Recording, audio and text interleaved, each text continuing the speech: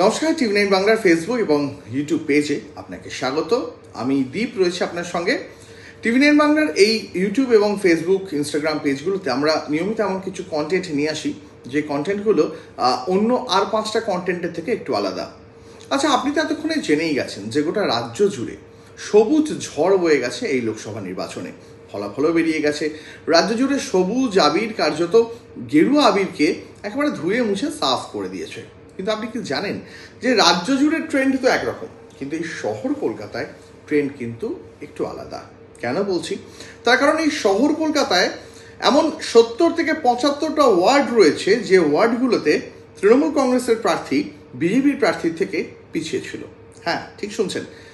এবার আপনি বলবেন যে যদি শহর কলকাতায় 70-75টা ওয়ার্ডে তৃণমূলের প্রার্থী বিজেপির প্রার্থীদের থেকে পিছিয়ে থাকে, তাহলে কি করে বিজেপির প্রার্থীরা হেরে গেল এবং তৃণমূল প্রার্থীরা ফাইনালে জিতে গেল?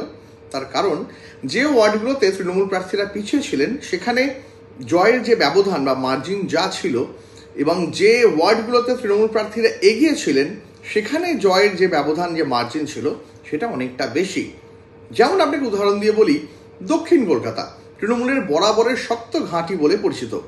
সেই দক্ষিণ কলকাতায় বহু ওয়ার্ডে, অনেক নামজাদা মেয়র পারিষদের ওয়ার্ডে, এমনকি দেবাশিস কুমারের ওয়ার্ডে তৃণমূল কংগ্রেসের প্রার্থী, মানে আপনার দক্ষিণ কলকাতায় তৃণমূল কংগ্রেসের প্রার্থী মালা রায়, তিনি কিন্তু বিজেপির যে প্রার্থী দক্ষিণ কলকাতার অর্থাৎ দেবশ্রী চৌধুরী, তার থেকে বেশ কয়েকটি ওয়ার্ডে পিছিয়ে ছিলেন। হ্যাঁ, ঠিক পিছিয়ে ছিলেন।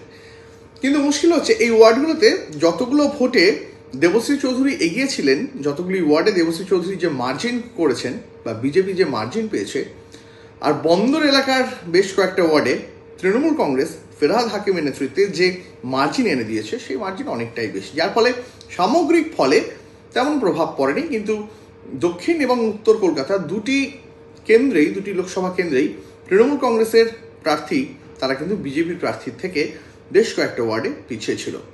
শুধু কলকাতা এবার কেন বলছি, দমদম, রাজারহাট, এরকম বেশ কিছু কেন্দ্র রয়েছে যেখানে তৃণমূলের প্রার্থীরা বিজেপির প্রার্থীর থেকে ভোটে কিন্তু পিছিয়ে ছিলেন। যেমন আপনাকে বলছি, শান্তনু সেন একসময় তৃণমূলের সাংসদ ছিলেন, তার ওয়ার্ডে বিজেপির প্রার্থী শিলভদ্র দত্ত বেশ কিছু ভোটে এগিয়েছিলেন। আপনাকে বলছি, দক্ষিণ কলকাতায় ধরুন তৃণমূলের যে কাউন্সিলর রয়েছেন অরূপ চক্রবর্তী, তৃণমূল কাউন্সিলর রয়েছেন জুই বিশ্বাস, এদের ওয়ার্ডগুলোতে দক্ষিণ কলকাতায় বিজেপির প্রার্থী দেবশ্রী চৌধুরী তিনি কিন্তু মালা রায়ের থেকে এগিয়েছিলেন।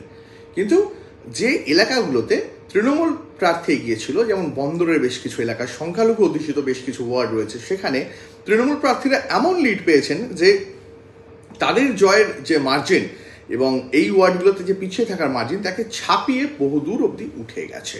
আর তাই তৃণমূল কংগ্রেস এই লোকসভা নির্বাচনে ব্যাপক জয় পেয়েছে রাজ্য জুড়ে, ঠিক কথা, কিন্তু রাজ্যের বেশ কিছু ওয়ার্ড, প্রায় 70টির কাছাকাছি ওয়ার্ড কিন্তু তৃণমূলের গলার কাঁটা হয়ে রইল। এখন প্রশ্ন থাকছে যে কেন এই কেন্দ্রগুলোতে বিজেপির প্রার্থী এগিয়ে থাকলেন, তৃণমূলের প্রার্থী পিছিয়ে থাকলেন?